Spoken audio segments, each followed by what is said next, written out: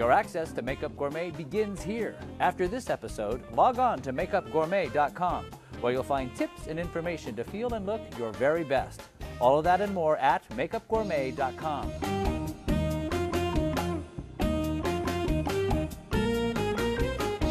All right, next we're going to be doing lips. Jenna actually picked out this beautiful color for me. I had another one picked out. She said, no, no, no. I like this color so much better. It comes in a cool little applicator tube, too. What's the name of this color? Quiver. Quiver. And this is by? Urban Decay. You love that stuff, don't you? I do. Yeah. What, do you work for the company or something? Yes. Well, that's it right there, isn't it? All right, so here's the trick with the what do you call this? The lip gloss. I'm going to put this on her lips. Whoa, great color. You're absolutely right. Nice. Oh, I love it. It's glassy with that little hint of pink. Now that's pretty. It's amazing how much it changes the tone of your lip, because your lip has a little bit of like a warm tone to it, and this really cuts that nice. I'm not a big fan of overlined lips, but if you want a little more definition and you're only using gloss, I want you to pencil after you're done doing the gloss. So I'm going to take a pencil with a very natural shade, and I'm going to just trace the edge of her lip line afterwards. So when I'm penciling over gloss, I like to clean off the tip of the pencil a little bit as I'm applying. Otherwise, what's going to happen is the tip of your pencil is going to pick up gloss, and it's going to stop distributing the pencil onto the lip. So that's my little trick, and this way you get definition plus a real natural, beautiful, glossy lip. Now this is my perfect example of a 20-something natural lip.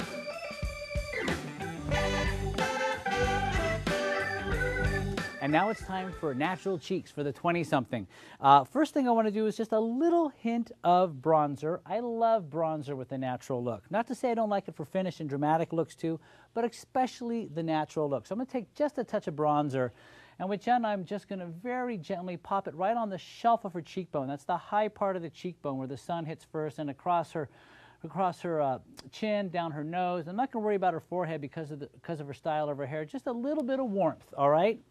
Next, a beautiful contrast blush color, Pink Swoon by MAC.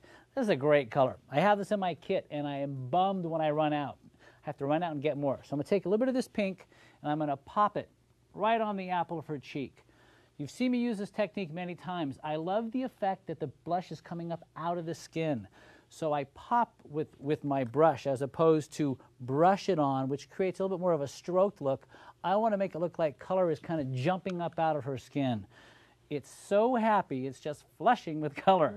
Whoa, look at that. See what happens when we put that color on her, how her whole face just becomes the perfect finish. So this is the perfect example of natural makeup for the 20-something.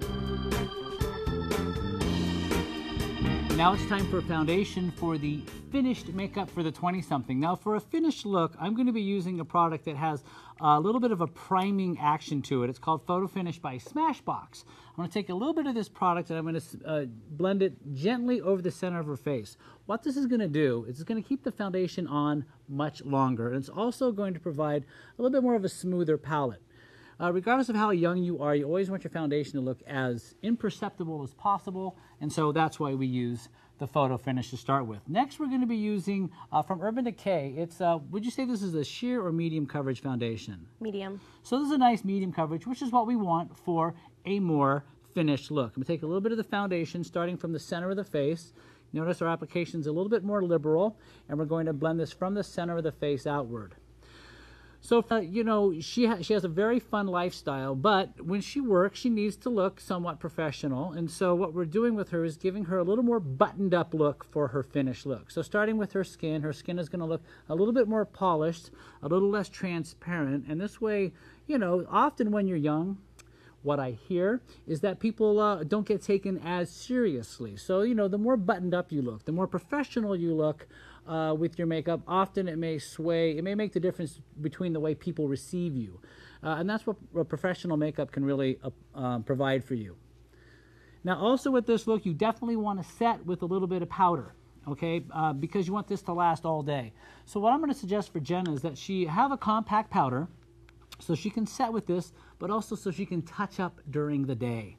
Because the thing about being busy and working is, you know, no matter how well the foundation goes on, it's going to start to fade. Your skin's gonna drink a little bit. So by applying the powder, you're sort of assuring yourself you're gonna get a nice 8-hour coverage.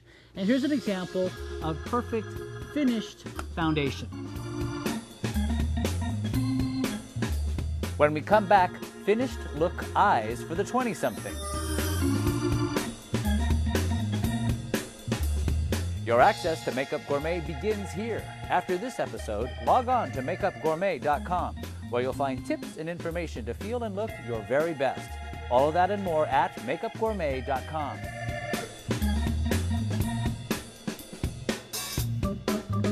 And now the finished look for the 20-something eye. Always start with a little bit of primer on your eyelid to make sure that shadow stays on. Close, please. Use a nice synthetic brush. Brush that over your eye just to get it nice and smooth. Get it ready for all the shadow you're about to put on. All right, so for the finished look for Jenna, I'm going to be using a deeper, more natural-looking brow color. So I'm going to be using a powder applicator, product with a angled brush to put on her eyebrow. And I'm starting deep in the inner corner and then taking it up high on the arch of the eye and then fluffing that up so the brow looks nice and full. Now with her natural brow, she has a little bit more of a stylized, trendy, slightly thin brow, but we're going to fill that up a little bit to give it a little bit more of a conservative, somewhat more standard looking brow. That looks beautiful. Next we're going to use 4 different eyeshadows, and we're going to start with the lightest shade, and we're just going to pat this right up under her eye. And that's going to go on nice and smooth. And then along the ball of the eye, we're going to pick up this gorgeous peach shade. And we're just going to wash that across her lid. And then to provide a little bit of contrast, we're going to take the brown shade and we're going to put this right in her crease. Starting from the outer corner, we're going to brush this color in, always brushing in, and then also down on the corner of her eye this way. Brushing back and forth, pushing that color in, take the excess off the brush, and then work to blend it into the center of the eye. A nice back and forth motion to create that nice smoky look to the eye. Open, please. That looks pretty. Nice, pretty look. A little bit more, okay? Because of her hair color, I think we can go a little bit deeper. But that really opened up her eye really nice. I really like that. So I'm going to put on a little bit more, just get a little bit higher intensity. I'm using more of a bullet-shaped brush.